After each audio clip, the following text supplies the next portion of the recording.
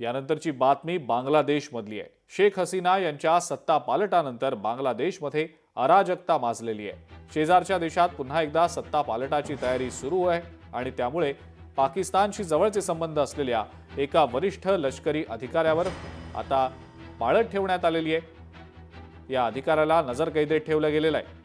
त्याच्यावर सत्तापालट करण्याचा प्रयत्न केल्याचा आरोप आहे। लष्कर प्रमुख वकार उज जमान यांना त्यांच्या पदावरून हटवण्याचे प्रयत्न सुरू होते आणि त्यांना याची माहिती मिळाली आणि त्यानंतर त्यांनी हे आदेश दिले।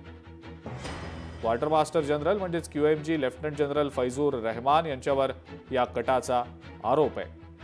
जमात समर्थक लेफ्टनंट जनरल फैजूर रहमान यांनी कोणतीही सूचना न देता बैठका बोलावल्या असल्याची माहिती लष्कर प्रमुखांच्या सचिवालयाला मिळाल्यानंतर आता हे पाऊल उचलण्यात आलेलं आहे।